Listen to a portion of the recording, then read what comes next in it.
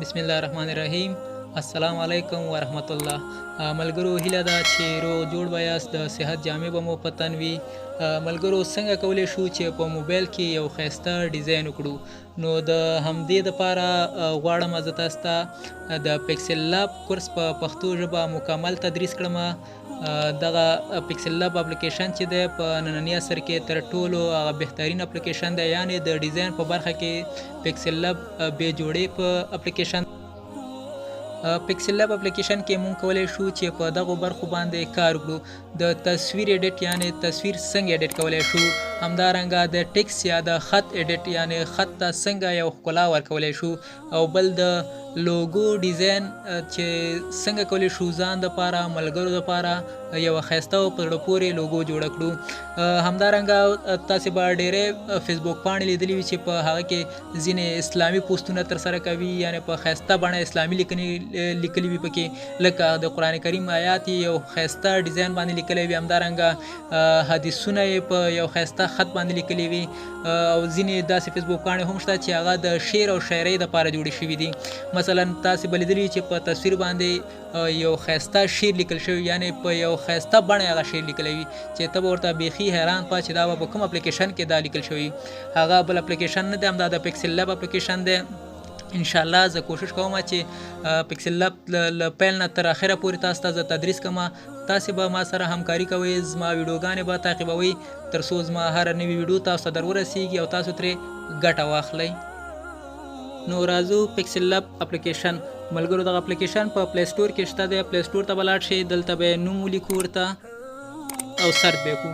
کله مو چې سرچ کړو، ما وړاندې ډاونلوډ کړی، بیا یې ډاونلوډ ته ضرورت نشته، نو تاسو یې ډاونلوډ کړئ او انسټال یې کړئ. انسټال طریقه هم ډېره ایزي ده، د نورو اپلیکیشنونو په څیر دا هم انسټالیږي. دا ملګرو ګورئ چې ما سره انسټال دی تیار. یو دا پکسل لاب دی چې په آبي رنګ کې دی، او بل پکسل لاب چې دی ملګرو هغه زموږ یو هیوادوال حقمل بغلاني ورور ترتیب کړی دی چې هغه هم ډېر خوندور اپلیکیشن دی، یعنې هغه تر خپله وسه ډېر کوشش کړی پکې چې د پکسل لاب هره برخه پښتو ژبې ته ور ملګرو. مخکې له دې چې د پکسل لاب اپلیکیشن اوپن کړم، راځم تاسو ته یو څو ډیزاینونه ښیم چې ما خپله په پکسل لاب کې ترسره کړي دي. دا ډیزاین دی ما په پکسل لاب کې کړی ملګرو. دا ډیزاین هم وګورئ چې دا هم د پکسل لاب ډیزاین دی. دا ډیزاین دا هم په پکسل لاب کې ما کړی دا ډیزاین. را تیر شي پسې ملګرو دا ډیزاین وګورئ، دا هم د پکسل لاب کمال دی.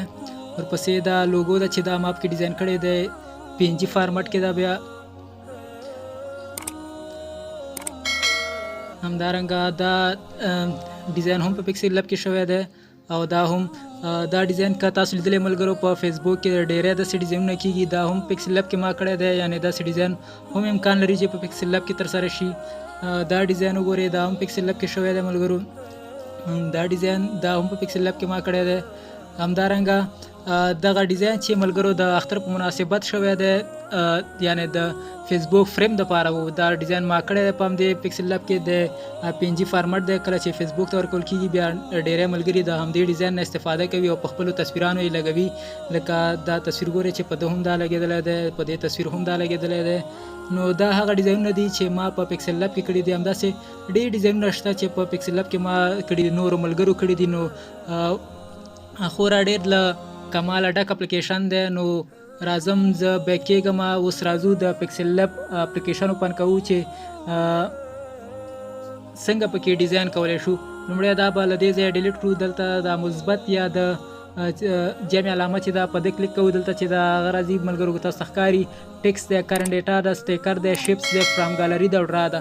په دې کې لومړی موږ په دې ټکس باندې کار کوو. ټکس ته راځو، دا دلته لاندې راولو، په دې کلیک کوو، خپلې خوښې یو نوم پکې لیکو. مثلا زه پکې لیکم محمد.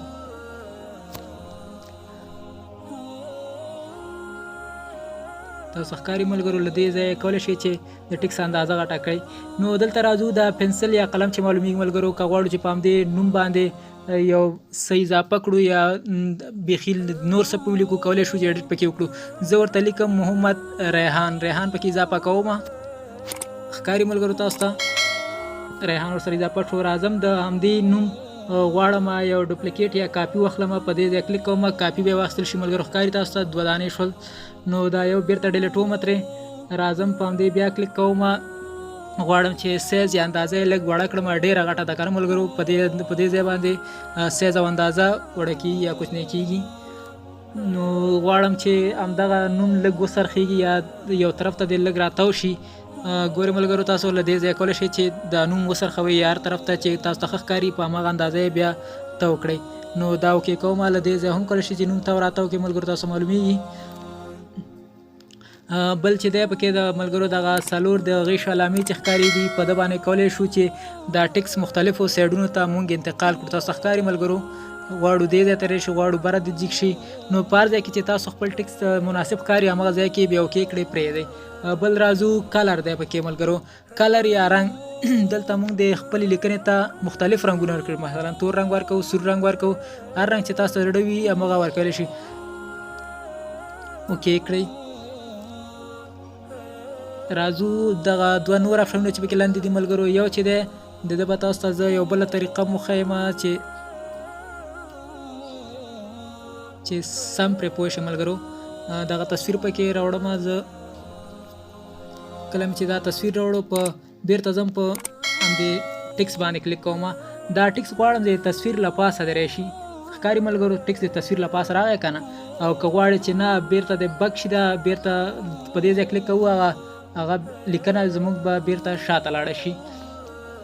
نو که غواړو دا تصویر ډیلیټ کړو، په دې ډیلیټ علامې باندې کلیک کوو، دا به ډیلیټ شي. دا بل علامه چې ده د انډو علامه ده، غواړو هغه تصویر بیرته راشي انډو، دا علامه وهو بیرته به هغه تصویر زموږ راشي. خو غواړم چې ډیلیټ یې کړم. بله دغه علامه چې تاسو ته معلومیږي ملګرو، دا خو به تاسو ډېر ځایو کې لیدلي وي چې د سیف علامه ده، د ثبتولو علامه ده.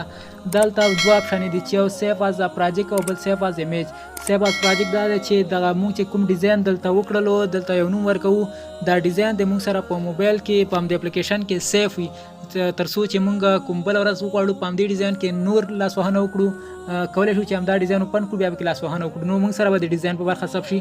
بل چې دی سیف از ایمیج، یعنې دغه ډیزاین چې مونږ ته کله تکمیل شو غواړو دا د عکس په شکل مونږ سره په موبایل کې ثبت وي، نو دا وهو سیف از ایمیج. کله مو چې سیف از ایمیج وویل ملګرو، دلته یو څو خبرې نور راځي. که غواړو چې مونږ دا تصویر د همدې ځای کې ډیزاین زموږ مکمل شو، غواړو له فیسبوک، ټویټر، واتساپ، انسټاګرام یا ګوګل پلس نه شیر کړو، نو ډایرکټ شیر کولی شو.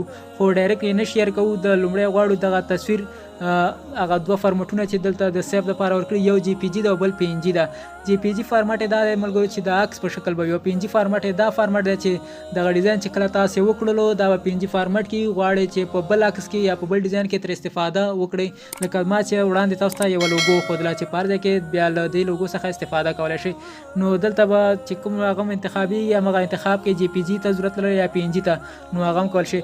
بل چې دا د کوالټي یا د تصویر هغه حالت دی چې په کوم حالت کې دا تصویر ځان سره غواړئ سیف کړئ، دا به کلیک کې په دې ځای کې هلته مختلف اندازې درکوي چې ډیفالټ دی، کسټم دی، همدارنګه نور هم دي پکې ملګرو. های کوالټي ده، ویری های کوالټي ده، خو تر ټولو بهترینه چې دا های کوالټي او ویری های کوالټي ده. دا کوالټي یعنې چې په دې کې تصویر هیڅ کله خپل حالت نه خرابوي. او بل آپشن چې پکې دی دا کسټم دی. کسټم کې بیا ته په خپله خوښه دلته اندازه ورکړې چې د تصویر لوړوالی څومره وي، د تصویر اوږدوالی څومره وي، هماغه اندازه ورکړې، نور تصویر ځان سره سیف کوي. تصویر چې سیف کې ګالري کې به در سره سیف شي. دلته دا بل علامه چې تاسو ښکارېږي ملګرو، دا هم د شیر علامه ده. له دې ځایه هم کولی شئ تصویر سیف کړئ او شیر یې کړئ، خو تصویر ثبتولو ته نور اړتیا نشته، یو ځل ثبت شو. بل دغه دا علامه چې تاسو معلومیږي ملګرو، په دې کې دلته تیارې ریډیمیډ لیکنې شوي دي، یعنې تیارې اماده لیکنې دي. همدې لیکنو هم کولی شئ چې یوه لیکنه مثلا دغه لیکنه زه غواړم دا دې هم دلته راشي، دا لیکنه دلته به راشي. خو کوم اپلیکیشن چې پښتو ژبې ته حقمل بغلاني ور اړولی، بیا هغه په دې ځای کې ورته ښایسته ښایسته دعاګانې، مختلفې دعاګانې، مختلف نور داسې خبرې راغیستې هغه دلته یې اچولې دي. نو بیا په هغه کې کولی شو چې له هغه خبرو هغه دعاګانو نه ګټه واخلو. بل چې دی دلته د علامه چې تاسو ښکاري ملګرو، دا د زوم علامه ده یا د غټوالي علامه ده. تاسو ښکاري ملګرو چې په کومه اندازه غواړئ تصویر غټ کړئ، په هماغه اندازه غټ کړئ، په کومه اندازه چې غواړئ چې کوچنی کړئ بیرته یې وړوکی کړئ. نو دا بل علامه چې څنګه کې معلومیږي ملګرو، دلته دا د ګریډ علامه ده. کولی شي چې په ده باندې په لیکنه باندې یا په عکس باندې 4 طرف ته همدې شاوخوا ټول همسې خط کشونه راوړئ. بل علامه چې پکې دا ملګرو د لیر علامه ده. لیر دا ډیره مهمه ده. دا به هم په ډیزاین په وروسته برخو کې بیا دا تاسو ته معلومه شي چې څومره مهموالی لري.